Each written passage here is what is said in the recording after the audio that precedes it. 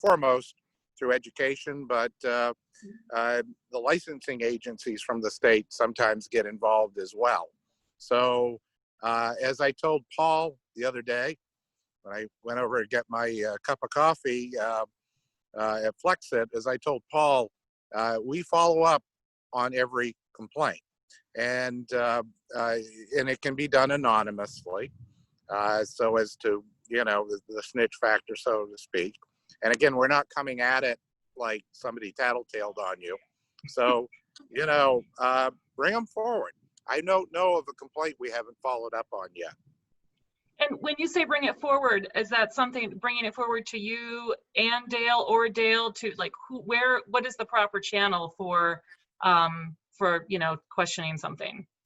Well, I guess it would depend on what it was. You know, if people aren't wearing masks, or they're gathering in too large a group, or not distancing, I guess certainly you can send it my way, but don't hesitate to send it to the police department, send it to the police chief or the code enforcement officer. We all work together, and there aren't clear lines of demarcation on all of this. Where again, we're not going to be the masked police. You know, right, but we will get out and talk and see what we can do to educate the parties involved and do that. So it's all in good spirit. If there's somebody that that needs a little educating, we're glad to do it. Okay, great. Well, thank you very much for opening that, you know, that channel up, and it's helpful to know, just to kind of have that in my pocket. So thanks. You're welcome. Don't worry, I'm not going to be going around, you know, don't worry, everybody. If you see me, I'm not like reporting it. Just had one little situation that was very concerning to me. So thank you. Yeah, and we'll handle it by saying a local citizen expressed a concern, and we're just following up to make sure you understand the governor's order, or anything we can do to help you. Do you need PPE? Do you need help? You know, we're all in this together.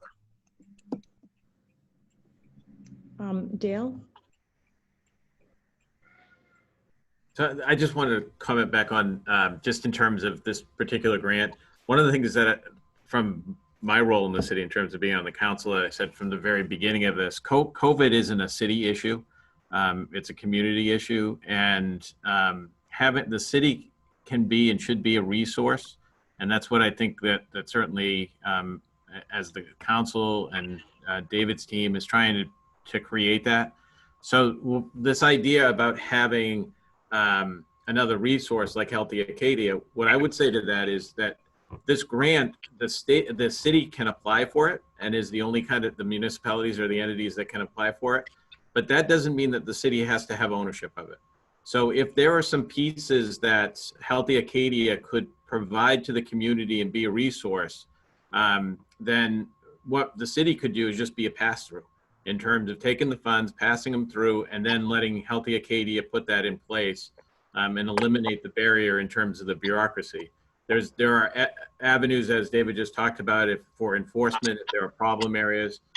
But I think that would be an approach that would be much cleaner and more appropriate for the fact that this is a community issue, and the city can apply, but let's use that way we don't have this back and forth of oversight that isn't necessary. So one of the things I would say to Elsie, if in talking, if you could very quickly identify what it is that Healthy Acadia can do for messaging and support of businesses around this issue, and present what that would look like from a funding, then it's just an absolute pass-through. We have access to the funds, include it, but the city doesn't have to take responsibility to have that so-called oversight.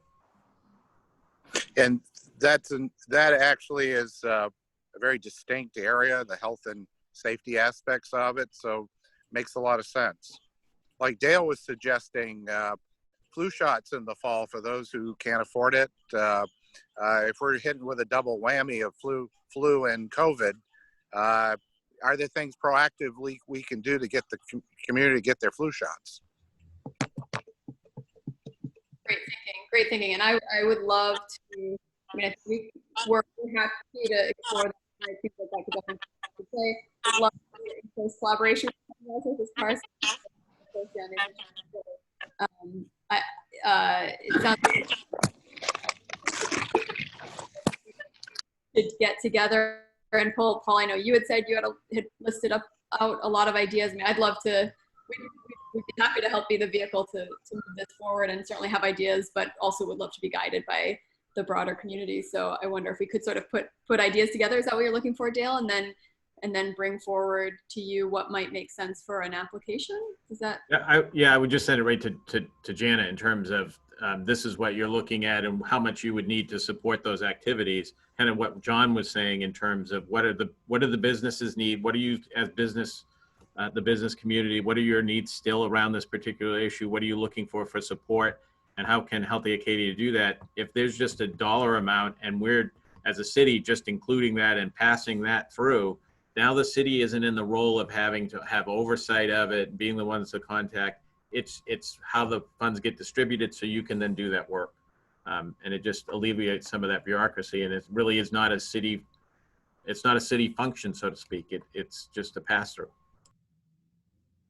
Oh, we're certainly open to that. Have there also been conversations with the school? Are there items? I know the school is getting PPE. Schools are supposed to be getting PPE from the state, and there are other resources they have. But have there been any conversations, and as we approach school openings, if there are needs that they have, and is that also appropriate to be thinking about within this grant, or do they really just have separate lines? Does anybody know? That's all Paul. Paul? I would assume that, I know the state's pulling together a lot of resources for school districts. So I would assume that that's a separate effort. Yep. Yeah.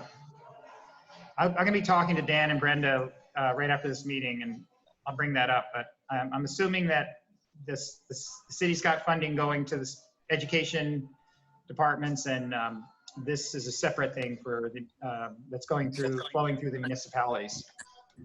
I will say, I'll share it from they're using some of the current funding from this current round of grants to do PSAs. I know Ellsworth has been to, and one of the things that it's still in planning process, but what I most recently heard was one of the things that they were looking at was potentially some PSAs focused on different folks, community folks, but they're interested in, for example, PSAs like on the radio with voices of kids saying, please wear a mask so that I can go to school this fall, or please socially distance so I can go to school this fall, keep me healthy, or whatever, if that's the tagline. And it could be teachers saying, please wear a mask so I can teach kids safely this fall. And, having a bunch of different voices, and it could be, it could be a whole range of, please wear a mask so that I can serve my clients safely, whatever it might be.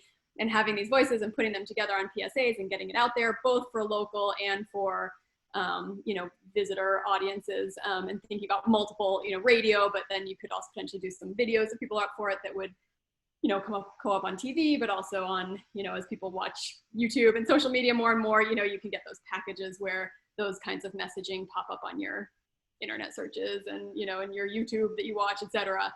And then some around newspapers too. So there's a whole conversation around that, which could be if you feel like you could use more in terms of funding around communications, that could be a really interesting avenue. I saw some thumbs up, and it could align with some, local voices in Ellsworth, and so it could be sort of parallel, but with local uniquenesses. So just to throw out as well. And actually, Elsie, that's exactly what the committee that's working on the PSAs is doing. They've got a whole bunch of different voices representing different businesses and segments of the community as well, including teachers and students. So that's totally in the works, and looking forward to hearing those on the radio soon, and also in print media. Oh my gosh, perfect. And do you think there's enough funding? I mean, but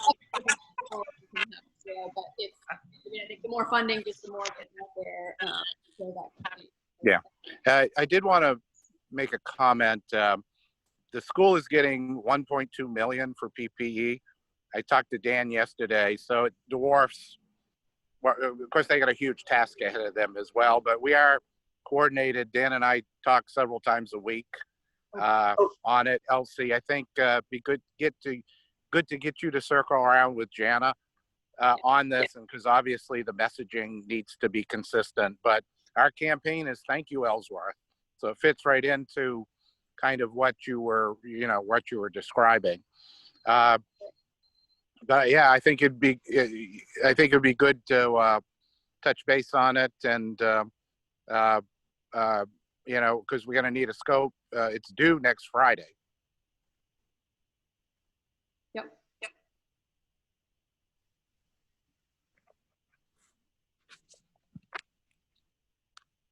That's great. So Paul, you had, I mean, it sounds like maybe, Paul, if I heard that correctly, I mean, you sort of have a whole range of, like a big plan, so to speak, maybe for this funding, and is that a starting point? Well, can I ask a question though? Sorry to interrupt you, Elsie, but I think we're talking a distinct piece around public health here through Health Acadia. Yep. I mean, there's other elements that'll be in this grant package, but again, I think you need to get you together with Jana to sort it out. But what would constitute, your program? Yeah. So. Great.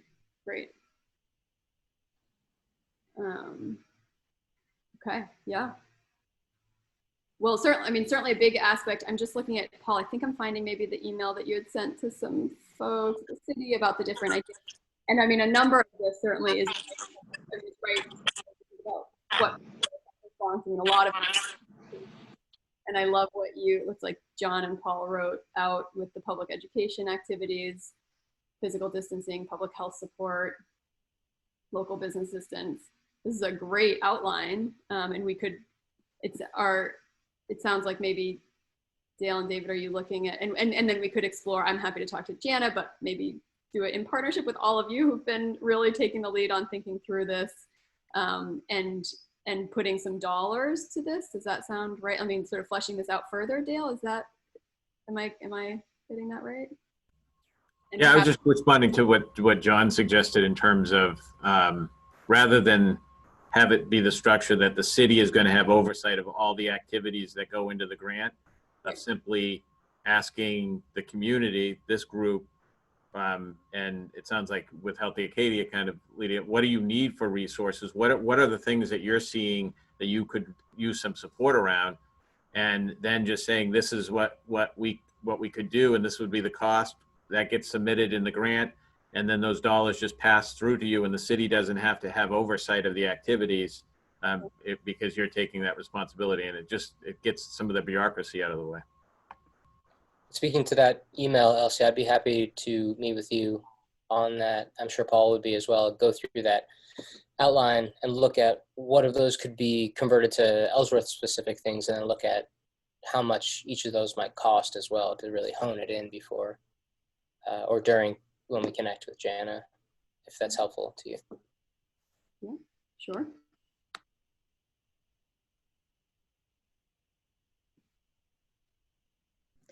Additionally, some things that I can think of from the perspective of Heart of Ellsworth, a lot of these calls and emails and different sort of programming things that we're doing that completely interface with COVID.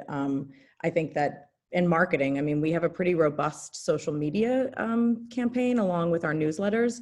And some of those things, actually all of them have interfaced with COVID since it started. And so I would think that some of the things that we're doing could support the work of Healthy Acadia and directly support the business community just in the downtown, because that's sort of the area of focus for us.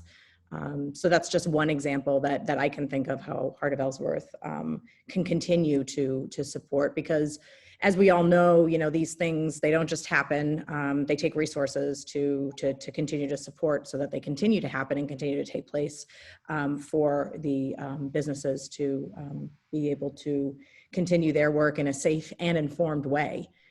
So it's just one thing that I can think of that would be an example to add a little more context to this conversation. So.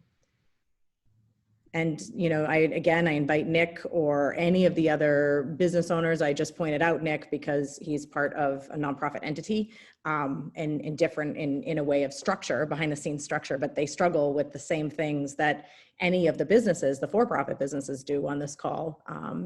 And so if anyone has any ideas or sees things that they need, that's what these calls are for, is to give you a platform to spring from. So one of the things that jumped out at me is with the 50-person restriction, anything we can do at the Grand is just not possible. Our whole thing is the more the merrier, including 6 sold-out Bob Marley shows. There's, that's not going to work. But what jumped in my mind is there are probably organizations and entities out there that can benefit from the space available in the Grand to keep the restrictions, and that would suit them, right? So they get 40 people and we can socially distance them within the Grand, and that's great because they have room. So I can throw that out there. We can make that available to people as things go on. If there is any need for it, that resource is there. For us, there's really not much we can do, if it helps. well, the marquee is pretty visible, Nick. And the marquee, yes. And I think Kim's on here. So yeah, Kim will hear this, that we're connecting with Jana to find the proper messaging. And I know she updated it just today, and it's a very useful, the marquee and the windows and anything we can do to communicate. And then otherwise it would just be the space available for someone who needs distancing, but a facility. That's what we can offer. The marquee is valuable signage, not only for the city in general, but for all the businesses in it. There is a monetary value for that. I don't know if there's any compensation coming your way for that, but I think we are open to anything. Absolutely. We do, as sort of a matter of course, put things on there all the time. It's a financial, and sometimes it's just a partnership. But we would be if anybody, of course, if anybody had some of that in their budgeting or got a grant for something like that, I will not turn down money. But we are, you'll see a notice on there. We're offering that space like $25 a shot to people, like happy birthday or happy anniversary, or we tried to, that was Kim's idea. So we're trying to use that sign in that way, but please don't hesitate as a business or an organization as well to reach out. Absolutely. I have a quick question, Dale and David. I am catching up a bit on this email from Paul and John. And so they had talked about, which I love, the sort of fleshing out the local business assistants, the local health officer, code enforcement officer, et cetera, of the municipality, supporting businesses with the education and maybe compliance through education in a positive way. And then there was a mention that there is a plan on including a business outreach coordinator. So is that still the thought, like that you may, because I think it's very valuable and that's something that would be very much, I think, a city function. So is there a chance that you may have, I think I would advocate for that. Like if you had a portion of the grant stay with you to have that kind of work happen, and then a portion of the grant maybe come out to the community that, maybe Healthy Acadian Heart of Ellsworth, and this team can kind of help coordinate that has some of the other community components of it. I don't know if that's Paul and John sort of along the lines of what you were thinking, and others, or, and what the thoughts are. But I don't want to speak for Paul and John, because I'm just reading the email. So I quickly respond to it. It's just, that's the part where, quite honestly, I haven't heard from other businesses of saying that there's an enforcement issue. And Dwight and Code is not getting a lot of those calls. So they will respond to the enforcement side, as David indicated, as it's needed to educate when those come through.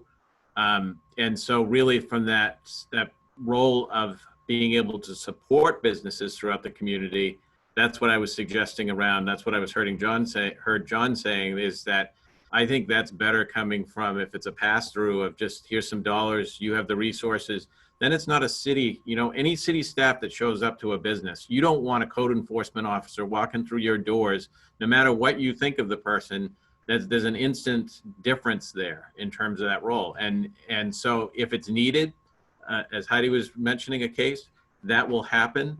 And I think the city has the resources to do it, but this is a bigger issue in terms of ongoing support as the situation changes over time.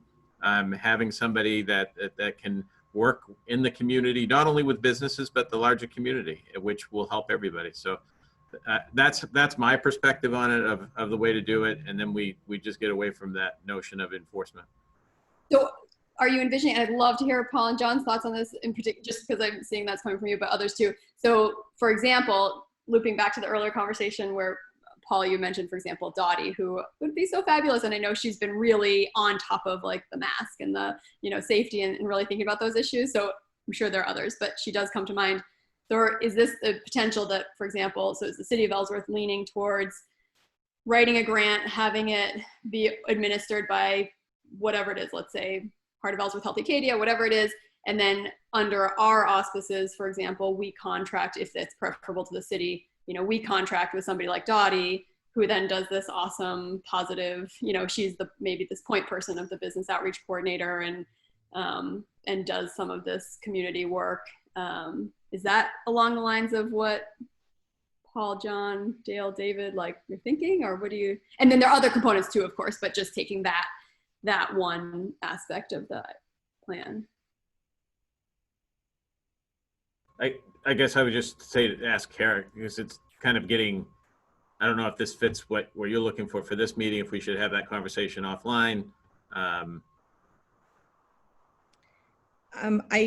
I think that we're always open to more conversation around partnering with all organizations. And when I say organizations, I also mean the city of Ellsworth. And so, yeah, I think that would be very welcome. And I feel comfortable from what I'm hearing from Elsie speaking for her and saying that that's sort of along the lines of where all of us are. Again, I don't want to speak for both Paul and John. I think that it's time for them to possibly say something if they feel like they need to elaborate a little bit more upon what their vision was. But yeah, Heart of Ellsworth is happy to assist. And again, we have a great working relationship with Healthy Acadia. We probably email or talk at least once a week. So I feel very comfortable with working with them to put forth a aspect of a proposal to the city for them to include in this next round of funding. But please, John and Paul, please go ahead and speak to any part of this. Paul? Okay. Well, I think the way I've pictured this or would like to see it happen is that I'd like to take the word enforcement out of the job description and out of the title. What I really think that the businesses that are following the governor's orders closely and the main CDC protocols closely have felt it's a campaign that's hard to manage.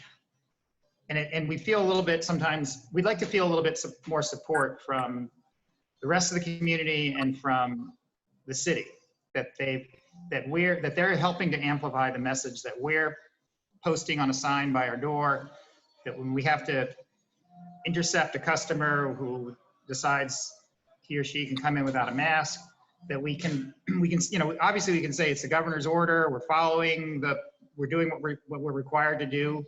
But, you know, if we had a little bit more of a lift from the city on this, getting the message out, it would be helpful. So in terms of I like the term that David used in his reply to our email yesterday about, David, what was that term again? It's like business outreach coordinator. Uh-huh. I love that term, because that's kind of what I was trying to get at, and he helpfully interpreted what I was saying and produced that 3-word term. So that's someone who would like, you know, you talk about how it can be a little bit intimidating for someone to show up from the city in your business. Back when I was doing food service sales, I walked into an account in Belfast one day wearing a tie, And the owner's wife, who had met me, but she wasn't usually there, she thought I was some kind of inspector. And she got all nervous. And then it became a joke between us afterwards because, you know, no, I'm not an inspector. I'm just the food service sales rep. A very benign person. So I'd like it to be a benign experience for the business owner. That somebody comes in, it's like, hey, so, you know, there's all this stuff you're being asked to do. Do you need help with anything? Do you need help with signage? Are you finding that customers coming through your door are giving you a hard time about anything? Would you need some materials? Do you need some equipment? Is there anything we can help you with? And then also go to the businesses that seem to have it under control and say, like, you know, you go into John Edwards, they've got really great signs on their doors, and just, you know, ask to speak to John and say, hey, John, I really like what you're doing here. That looks great. Do you need any help? But thank the business owners who have got it under control. And it would be nice. Those people would like to hear that. So that's kind of what I have in mind when I floated this idea. John, you may have something to add. Yeah, that's exactly I think talking specifically about who's going to empower that person, whether it's directly from the city or directly from Healthy Acadia or Heart of Ellsworth, is sort of a matter of semantics, but either way, that person, exactly what you say, come show up, notice the things that the business is doing right, mention the things that maybe aren't being followed as part of that mandatory checklist as a friendly nudge, and then that person is empowered to relay that information back to Healthy Acadia. If it's just a matter of, hey, this business needs a few more packs of PPE, can we do that? Or they're looking to sort of evaluate if their contact tracing is working. Do you have somebody that can help with that? If it's something more serious, then that person can always, the outreach coordinator could always go back to the city and say, listen, these people are not, they're adamant about not following this mask thing. And this is sort of out of our scope, and we do need sort of a heavier hand on this. So to keep the city involved, but to assume that they won't need to be involved, I think is going to be the point. But an organization like Healthy Acadia is I'm sure used to evaluations, used to dynamic thinking about that sort of thing, asking the question, you know, why are the mailboxes not working in Bar Harbor, and what's the solution there? Things like that are maybe a question for multiple different businesses. So I would just quickly respond that did I freeze?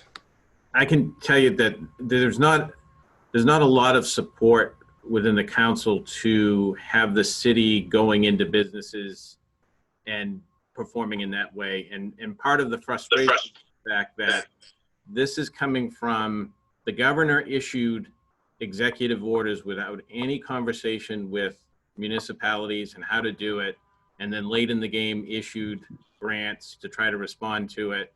And as I've said before on these calls, every business sector has its own set of rules, and you're never going to have a person that's going to be able to go into every business and say, this is what you need to be doing different.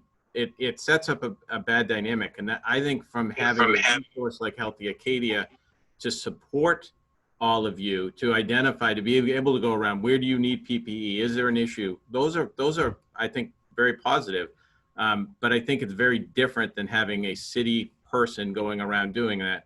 And quite honestly, as I said before, there is not an overwhelming number of businesses coming forward with either complaints or expressing needs.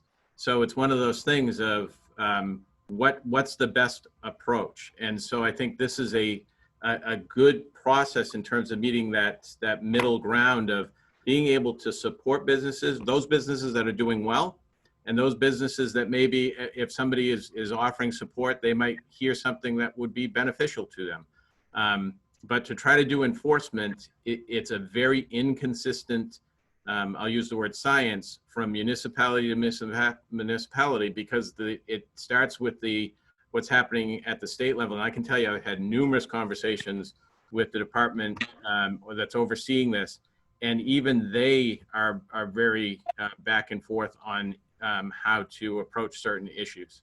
So it's not as clear cut as it sounds. And I think if we have a resource that's there to support, that's coming from the community rather than just the city government, it's going to be better received and a better outcome.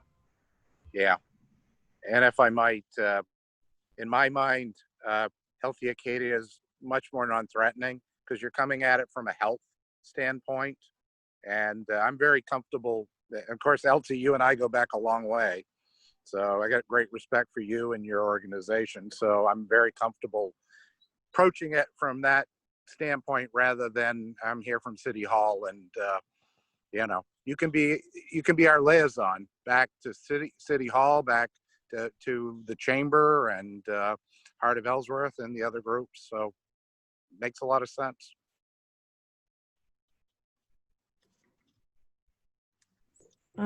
Yeah, I'm very happy that this, if anyone is hearing any feedback, maybe just mute, I'm not sure. I just have to say that I'm very happy that this conversation happened and that past conversations have happened. I've been hearing from some businesses that are on this call that everyone feels a lot more connected to their neighbor, their business neighbor, than pre-COVID. There's a couple of really good things that have come out of that. And people also, and business owners, I guess I should say, feel much more connected to city staff and council. I've had numerous emails with that specific thing stated in it, as well as phone conversations with some of you here on this call that have made that point to me numerous times in numerous ways. And so I have to say that I'm really, really happy that we're in this spot and springing forward together as trying to make our community a safe place and a welcoming place. And so I think it seems clear kind of what next steps are with folks that are on this call reaching out to whoever it is that's the appropriate way to get any of your further concerns. It seems like Elsie and Paul and John and possibly maybe myself, if that seems like the right fit as a representative of Heart of Ellsworth, to work together to come up with sort of a concept proposal that we would then be putting in front of the city. And hopefully I'm understanding this correctly, that should either go directly to Dale, Jana, and David, or just Jana. Not exactly sure there. Maybe if some clarity could be put around that, that would be helpful for next steps. I would go to Jana. I wouldn't go to me. I'll just muck it up. Yeah, I had to talk to Jana for a half hour to prepare for this. So go to Jana, go to the source. Okay. Well, we'll certainly keep you all looped in. Two other quick questions. One is, do you know if, do you have a sense, have you gotten guidance on what the ballpark is for funding? Yeah, I was going to mention that. I believe they gave out about 3/4 of the money they had. So I was going to say, not to stifle anyone's imaginations and such, but I think we should stick to core things that, prioritize it because, I don't know how far the funding will go. It's possible everybody fed at the trough the first time around and, and there won't be that many applicants and it may be just the opposite. So, but I think there's 3 or 4 million maybe. I think that's right. Yeah, it's hard to say. People will be like, we can, and well, I know it's somewhere. I saw it, but what was the amount you got the first round? You applied for that? You remember? I've got a list somewhere. It's. Oh, yeah. For our grant, we got 25,000 blank and change. You applied for just 25,000 and got that fully? Yeah. The other I have, if you have inside information, is this ends at the end of October? Correct.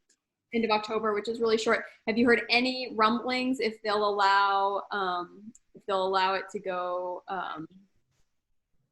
further, or they'll do or anything like that? I think it coincides with tourist season by the looks of it. It may get extended, but I've got no signs of that yet. Okay. Okay. They're trying to ramp up for the influx of people coming into the state for tourist season. Sure. Yeah. But there'll be a whole nother slew of issues coming into fall. So maybe there'll be another round of funding, or we can extend it. Whatever. I actually also have to dash and run Thank you, everybody. Yeah, thank you, everybody, for showing up today. And we will all circle back. And please, as there are questions, just let them come through, and we will do what we can to help you. So thank you all. Have a great weekend. All right. Bye-bye. Hi, everyone. Have a nice weekend.